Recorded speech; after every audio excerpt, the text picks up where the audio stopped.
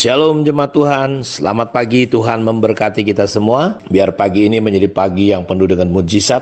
Hari ini menjadi hari yang penuh keberkatan karena kita tetap meminta tuntunan Tuhan dalam kehidupan kita. Tentu kita bukan hanya berdoa meminta kepada Tuhan, tetapi kita perlu banyak bertanya-tanya juga kepada Tuhan, minta tuntunannya dalam kehidupan kita. Mari kita akan kembali belajar bagaimana kita sebagai manusia rohani, ini menjadi fokus kita. Tetapi sebagai manusia rohani kita perlu menggunakan selengkap senjata Allah.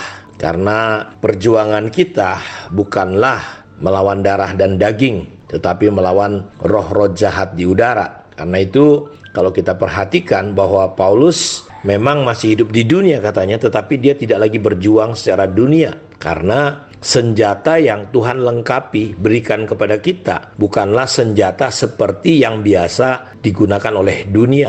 Kekuatan-kekuatan dunia, apalagi tentu kekuatan iblis tidak kita gunakan. Tapi Tuhan sudah memberikan kepada kita kuasa untuk merubuhkan. Kita diperlengkapi dengan kuasa Allah yang sanggup meruntuhkan benteng-benteng. Terlebih siasat-siasat manusia, karena pertempuran kita yang sebenarnya ada di dalam pikiran kita. Iblis menyerang kita. Apa yang diserang, area yang pertempuran kita itu adanya di dalam pikiran dan perasaan kita. Karena itu di dalam 2 Korintus 10 ayat 4 ini kita melihat bahwa peperangan kita itu adalah melawan kekuatan roh jahat. Dalam Efesus pasal 6, di sini dikatakan seperti ini. Akhirnya hendaklah kamu kuat, dalam ayat 10 sampai 18. Akhirnya hendaklah kamu kuat di dalam Tuhan, di dalam kekuatan kuasanya. Kenakanlah seluruh perlengkapan senjata Allah supaya kamu dapat bertahan melawan tipu muslihat iblis. Jadi iblis yang dilawan bukan pribadinya lagi, ya, tetapi tipu dayanya, karena iblis sudah dikalahkan Yesus di atas kayu salib.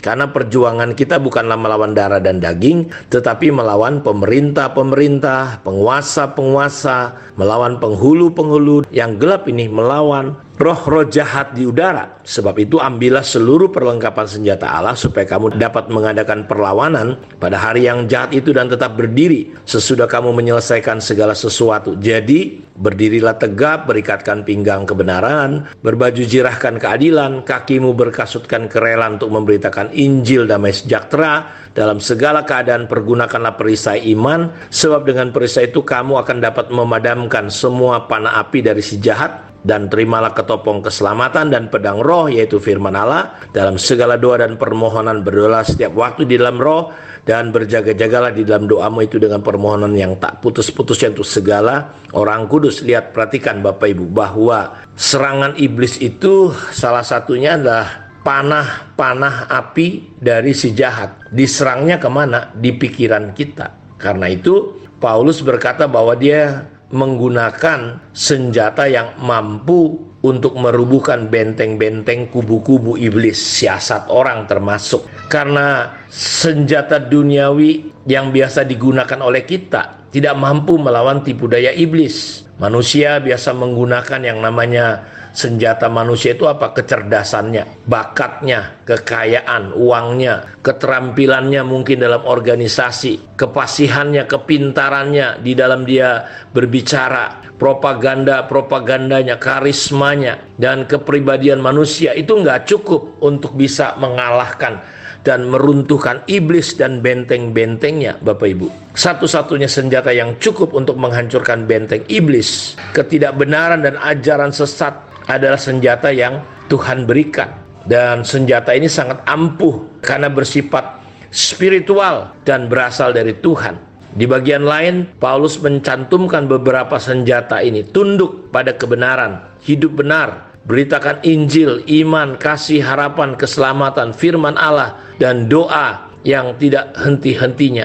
Jadi dengan kita mempergunakan selengkap senjata Allah ini, kita bisa melawan musuh-musuh kita yang coba mengalahkan kita, yang coba menipu kita, yang coba menghancurkan kita. Jadi kehadiran Tuhan lewat kebenarannya, dia akan menyatakan kuasanya kepada kita, orang-orang yang percaya. Ya, karena itu setiap orang yang percaya diberi tanda untuk mengusir setan-setan. Dia menumpangkan tangan atas orang sakit sembuh. Jadi saudara, gunakan nama Yesus, karena ketika saudara percaya, ada tanda, ada kuasa yang menyertai saudara. Apa itu? Tanda untuk mengalahkan, mengusir setan-setan. Dan iblis suka bercokol, Bapak Ibu, bermain dalam tipu daya di mana? Di pikiran kita, khususnya di perasaan kita, di renungan kita, di cara paham pola-pola kita, Bapak Ibu, paradigma kita. Dia masuk di situ. Karena itu penting sekali kita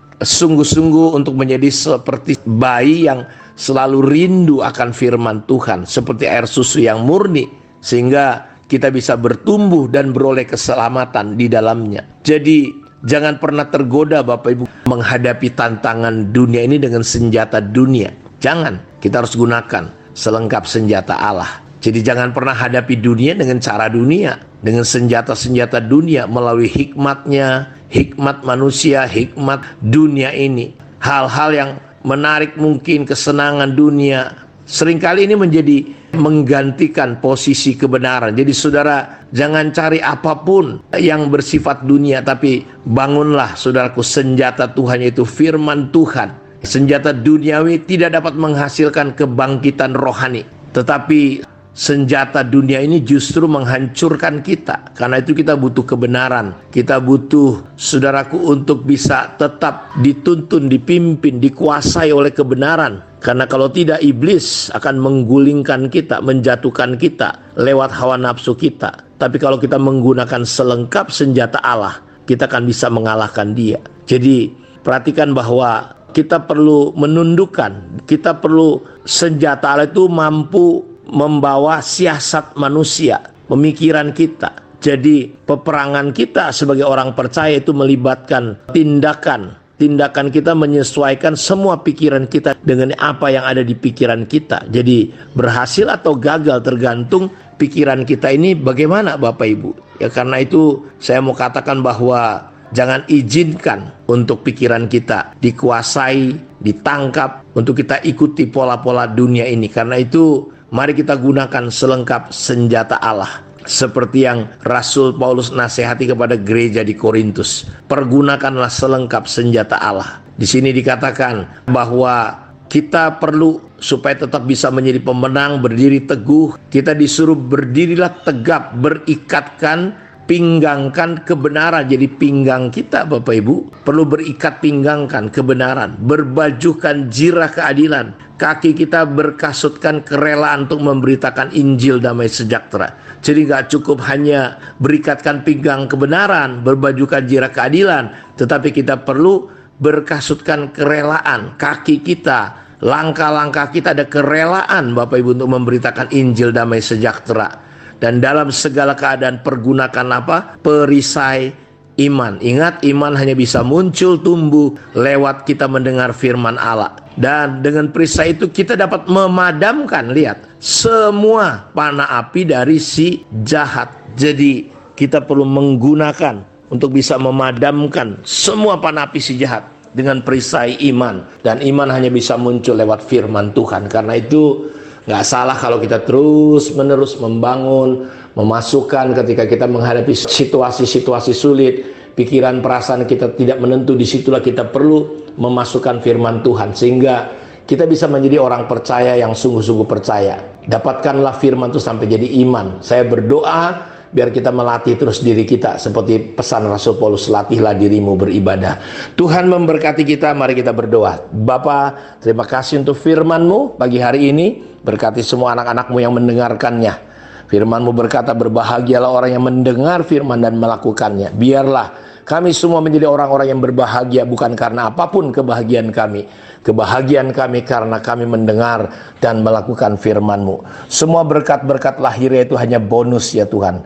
Tetapi berkat yang sesungguhnya adalah sukacita dan damai sejahtera. Karena itu penuhi hati kami dengan kebaikan kemurahan-Mu. Damai sejahtera, sukacita yang melampaui akal turun, mengalahkan semua kelemahan, sakit, penyakit. Ada kemerdekaan lewat sukacita yang Kau berikan. Terima kasih. Hamba berdoa di dalam nama Yesus. Oleh bilur-Mu segala macam penyakit sembuh oleh bilur Yesus. Jadilah Engkau sembuh pada saat ini juga. Dalam nama Yesus kami berdoa. Amin. Tuhan memberkati kita semua. Shalom.